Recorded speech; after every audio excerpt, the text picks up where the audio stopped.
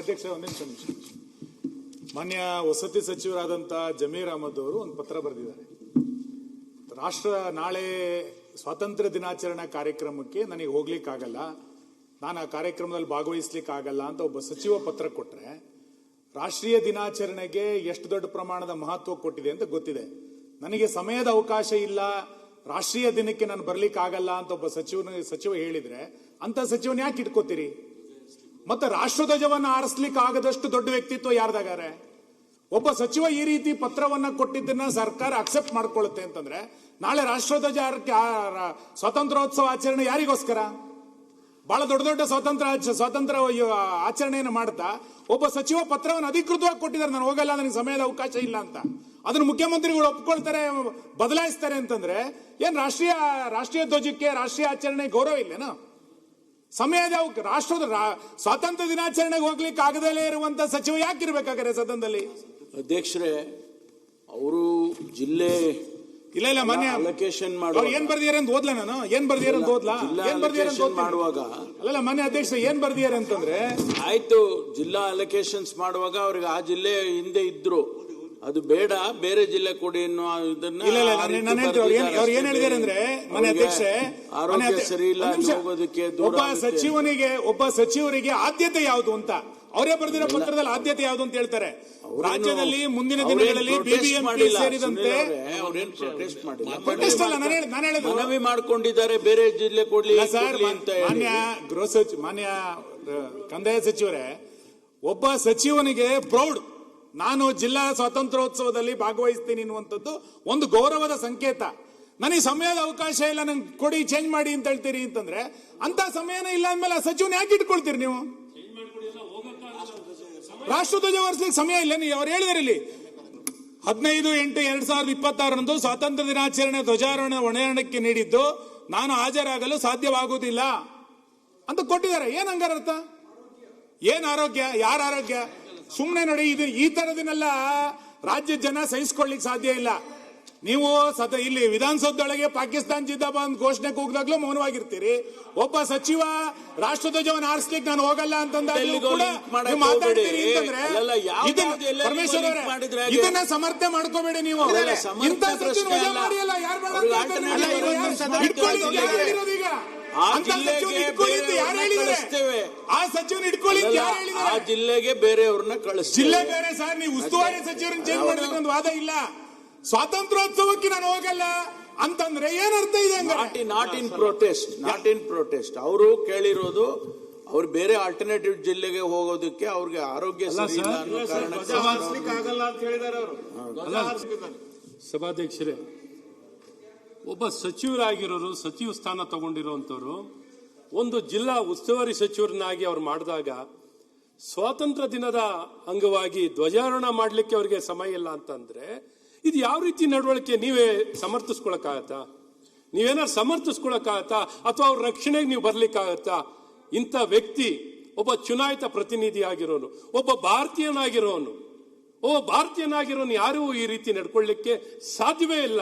ಅಂತ ವ್ಯಕ್ತಿ ನಮ್ಮ ಕರ್ನಾಟಕ ರಾಜ್ಯದ ಘನವೆತ್ತ ಸರ್ಕಾರದ ಒಬ್ಬ ಸಚಿವರಾಗಿ ಕೆಲಸ ಮಾಡ್ತಾರೆ ಅಂದ್ರೆ ಹೇಗೆ ನೀವು ಸಮರ್ಥಿಸ್ಕೋತೀರಾ?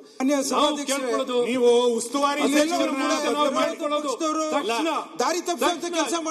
ಈ ವ್ಯಕ್ತಿ ಈ ನಡವಳಿಕೆ ನಿಜಕ್ಕೂ ರಾಜ್ಯಕ್ಕೆ, ದೇಶಕ್ಕೆ ರಾಷ್ಟ್ರಧ್ವಜಕ್ಕೆ ಅವಮಾನ ಮಾಡಿದ್ದಾರೆ. ವಿರೋಧ ಪಕ್ಷದ ಕೆಲಸ ಮಾಡಿರುವಂತವರು ಈ ಸಚಿವರು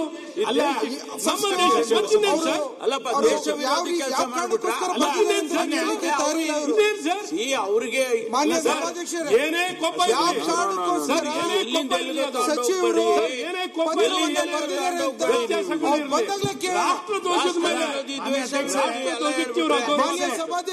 ಸಾರಿ ವಿರೋಧಿ ಅಲ್ಲ. ಮಾನ್ಯ ಅಧ್ಯಕ್ಷೆ ಸುನಿಲಣ್ಣ ಸರ್, ಮಾನ್ಯ ಅಧ್ಯಕ್ಷೆ, ನಾನು ಹೇಳ್ತಾ ಇರೋದು, ನೀವು ಉಸ್ತುವಾರಿ ಸಚಿವರನ್ನ ಬದಲು ಮಾಡಿದ್ದಕ್ಕೆ ನಮ್ಗೆ ವಿರೋಧ ಇಲ್ಲ. ನಿಮ್ಮ ಆಂತರಿಕ ವ್ಯವಸ್ಥೆ ಏನಾರು ಮಾಡ್ಕೊಳ್ಳಿ. ಒಬ್ಬ ಸಚಿವ ಸ್ವಾತಂತ್ರ್ಯೋತ್ಸವಕ್ಕೆ ಹೋಗಲ್ಲ ಅಂತ ಹೇಳ್ತಾನೆ ಅಂತಂದ್ರೆ ಅಂತ ಸಚಿವ ಏನಕ್ಕೆ ಬೇಕು ಕರ್ನಾಟಕದಲ್ಲಿ? ನಮಗೆ ಉದ್ದೇಶದಲ್ಲಿ ಸಮಯ ಇಲ್ಲ ಅನ್ನುವಂತ ಸಚಿವರು ಸಮೀರ್ ಅಹಮದ್ ಅವರು ಬಂದ ನಂತರ ದೇಶಕ್ಕೂ ಬೇಕಾದ್ರೆ ಎಕ್ಸ್ಪ್ಲೇಷನ್ ಮಾನ್ಯ ಅಧ್ಯಕ್ಷ, ಇಂಥದನ್ನ ಕರ್ನಾಟಕದಲ್ಲಿ ಸಹಿಸಿಕೊಳ್ಳಿಕ್ ಸಾಧ್ಯ ಇಲ್ಲ. ಈ ಪತ್ರನ ಸಮರ್ಥನೆ ಮಾಡ್ಕೊಳ್ತೀರಿ ಮುಖ್ಯಮಂತ್ರಿ,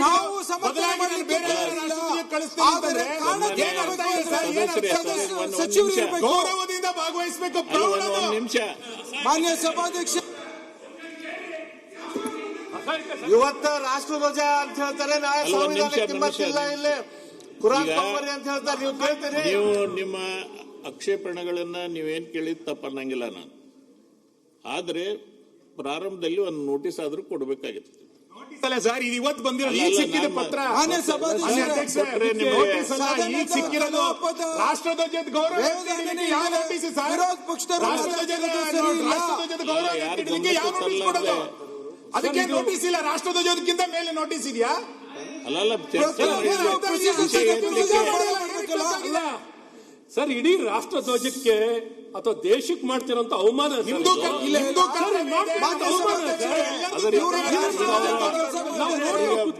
ಮುಖ್ಯಮಂತ್ರಿಗಳು ಕೊಡ್ಲಿಲ್ಲ ಅಥವಾ ಈ ಸದನ ಒಂದ್ ನಿಮಿಷ ಅವ್ರು ಕೇಳ್ರಿ. ಅವ್ರು ಹೇಳ್ಕೊಂಡಿದ್ದಾರೆ, ಅವ್ರಿಗೆ ಅನಾರೋಗ್ಯ ಇದೆ, ನನಗೆ ಆರೋಗ್ಯ ಸರಿ ಇಲ್ಲ, ನಾನು ಹೋಗಕ್ಕಾಗೋದಿಲ್ಲ ಅನ್ನೋ ಅರ್ಥದಲ್ಲಿ ಅವರು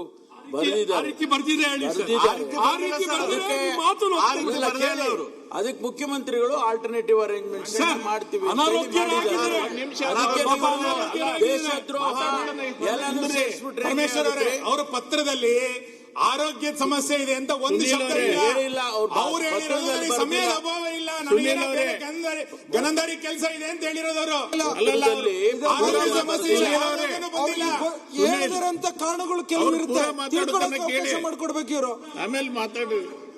ಸಭಾಧ್ಯಕ್ಷರೇ, ಸಚಿವರು ಅವರ ಸಮಸ್ಯೆಗಳನ್ನ ಪತ್ರದ ಮೂಲಕ ಹೇಳಿದ ಕಾರಣಗಳು ಇರುತ್ತೆ. ನೀವು ಸುನಿಲ್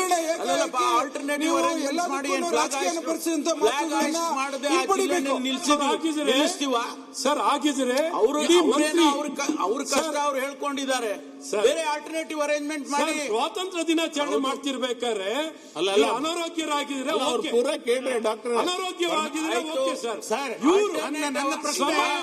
ನನ್ನ ಪ್ರಶ್ನೆ, ರಾಷ್ಟ್ರಧ್ವಜಕ್ಕೆ ಆಲ್ಟರ್ನೇಟ್ ಮಾಡಬೇಡಿ, ರಾಷ್ಟ್ರಧ್ವಜ ಆರಿಸಲಿಕ್ಕೆ ಅಂತ ಸಮಯದ ಅಭಾವ ಇದೆ ಅಂದ್ರೆ ಸಚಿವನ ತೆಗಿರಿ ಆಲ್ಟರ್ನೇಟಿವ್. ಅದು ಬಿಟ್ಟು ನೀವು ರಾಷ್ಟ್ರಧ್ವಜಕ್ಕೆ ಸ್ವಾತಂತ್ರ್ಯೋತ್ಸವಕ್ಕೆ ಆಲ್ಟರ್ನೇಟ್ ಅದು ಜನ ಅಲ್ಲ, ಅದು ಆಲ್ಟರ್ನೇಟ್ ಅಲ್ಲ.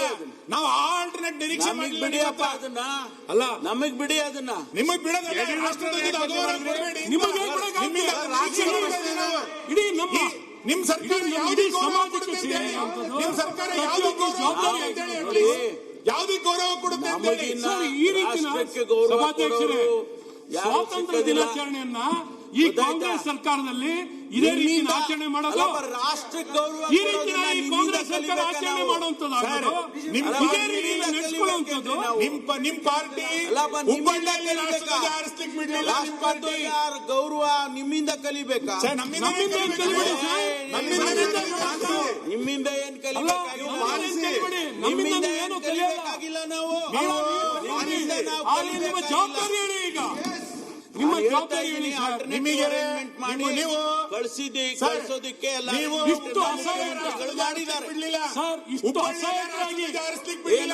ಇಷ್ಟು ಅಸಹಾಯಕವಾಗಿರೋ ಸರ್ಕಾರ ಇದು. ಈ ರೀತಿ ಸಮರ್ಥಿಸಿಕೊಳ್ಳುವಂಥದ್ದು ನಿಮ್ಗೆ ಉತ್ತರ ಕೊಡ್ಲಿಕ್ಕೆ ಆಗ್ತಿಲ್ಲ. ಈ ರೀತಿ ಎಲ್ಲ ಮಾತಾಡಿದ್ರೆ ನಿಮಗೆ ಉತ್ತರ ಕೊಡ್ಲಿಕ್ಕೆ ಆಗ್ತಿಲ್ಲ ಸನ್ಮಾನ್ಯ ಉಪಮುಖ್ಯಮಂತ್ರಿಗಳೇ. ಇದು ಬಡತನ, ಇದು ಅಷ್ಟೇ. ಇದು ಈ ಉತ್ತರ ಕೊಡ್ಲಿಕ್ಕೆ ಆಗ್ತಿಲ್ಲ. ಏನ್ ಉತ್ತರ ಕೊಡೋದ್ರಿ? ಅಸಹಾಯಕವಾಗಿರೋ ಸರ್ಕಾರ ಇದು.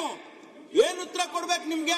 ಉತ್ತರ ಏನು? ಒಬ್ಬ ಮಂತ್ರಿ ಧ್ವಜಾರೋಹಣ ಮಾಡ್ಲಿಕ್ಕೆ ಹೋಗಲ್ಲ ನಿಮ್ಗೆ, ಶೇಕ್ ಹೋಗಲ್ಲ. ಅವ್ರಿಗೇನು ಆರೋಗ್ಯದ ದೃಷ್ಟಿಯಿಂದ